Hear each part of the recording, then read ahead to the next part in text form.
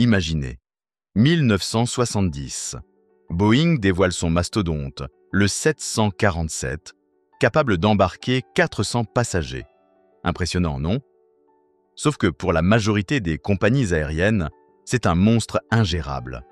Trop imposant, trop gourmand en kérosène, trop risqué. Ce dont elles rêvent, c'est d'un avion intermédiaire, plus compact, mais toujours révolutionnaire. McDonnell Douglas entre en scène avec une promesse audacieuse. Leur DC-10 devait incarner la perfection. Un fuselage large, 3 réacteurs puissants, des coûts maîtrisés. Sur le papier, l'appareil qui allait pulvériser la concurrence. Mais la réalité s'est avérée bien plus sombre. Ce qui devait être un chef-d'œuvre s'est transformé en l'un des chapitres les plus tragiques de l'aviation. Accrochez-vous, vous allez découvrir comment un avion révolutionnaire a basculé dans le cauchemar. Retour en 67. Le 747 s'apprête à faire sensation, mais son prix astronomique refroidit les ardeurs. Les compagnies réalisent qu'elles ont besoin d'un appareil intermédiaire. La course s'engage. 2 géants se lancent, Lockheed avec son L-11 TriStar et McDonnell Douglas avec le DC-10.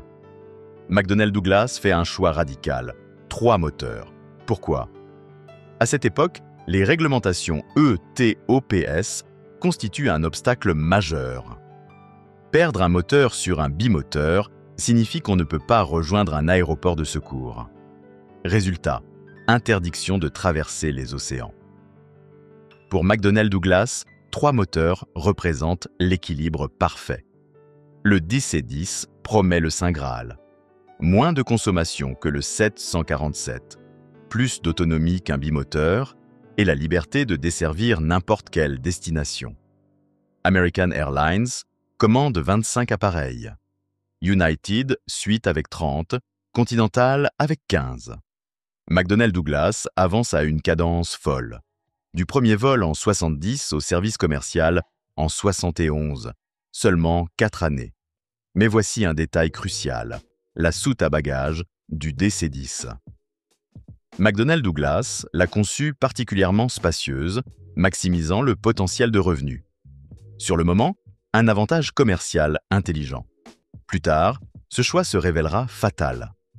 En 73, le DC-10 est devenu l'épine dorsale des flottes mondiales. KLM traverse l'Atlantique avec, Japan Airlines le Pacifique. McDonnell Douglas est convaincu d'avoir gagné. L'avenir semble illimité, mais les solutions révolutionnaires cachent parfois des dangers mortels. La plupart des portes de soute s'ouvrent vers l'intérieur, maintenues par la pression de la cabine. Conception naturellement sûre. Les portes du DC-10 s'ouvrent vers l'extérieur pour maximiser l'espace cargo. Cette conception exige un mécanisme de verrouillage absolument infaillible.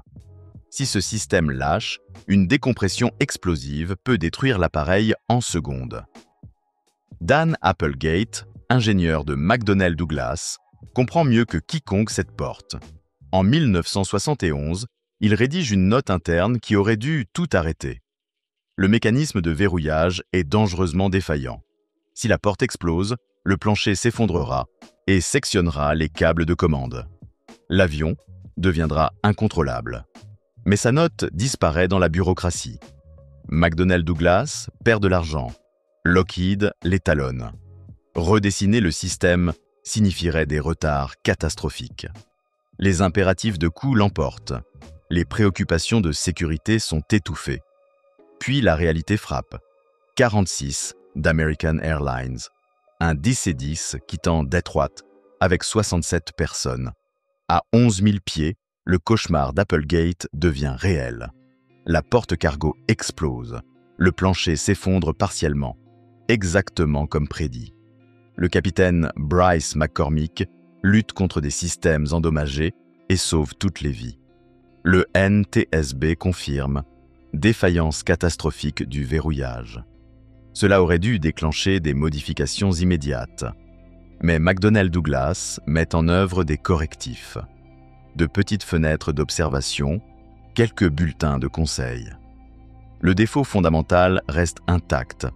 Pendant 2 ans, des centaines de DC-10 continuent de voler avec cette vulnérabilité.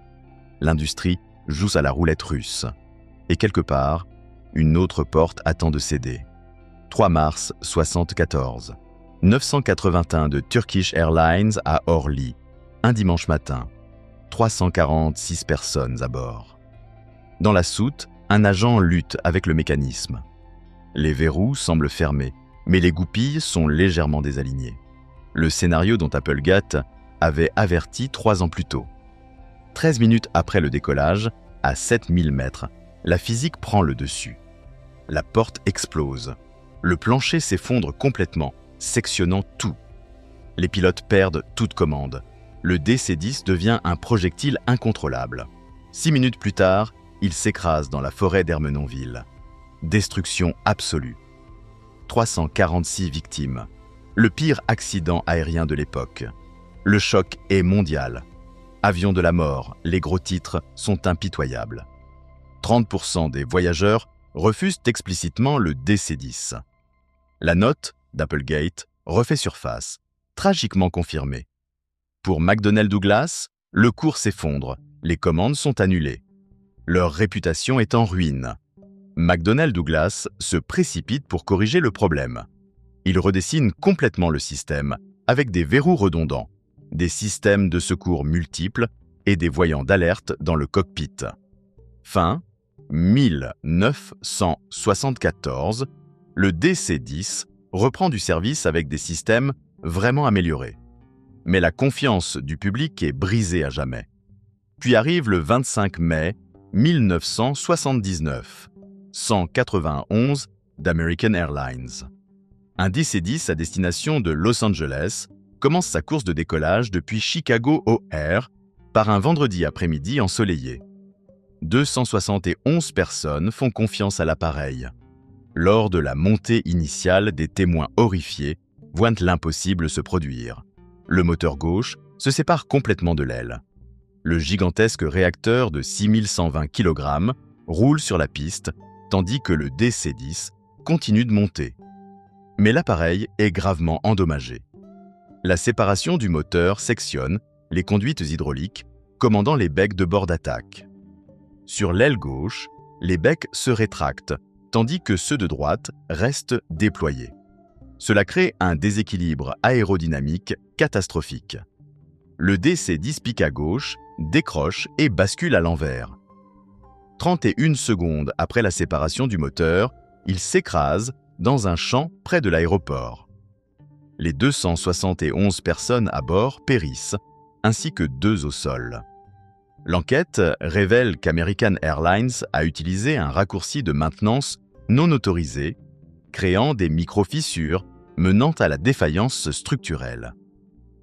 Bien que causé par une erreur de maintenance plutôt qu'un défaut de conception, le public ne fait pas cette distinction. Pour lui, le DC-10 est maudit. L'héritage du DC-10 ne réside pas dans ses performances, mais dans la transformation fondamentale de la sécurité aérienne qu'il a provoquée. La note ignorée de Dan Applegate est devenue une lecture obligatoire dans les écoles d'ingénieurs du monde entier, enseignant l'importance cruciale d'écouter les préoccupations de sécurité, peu importe la pression commerciale. Et c'est peut-être l'héritage le plus important qu'un avion puisse laisser.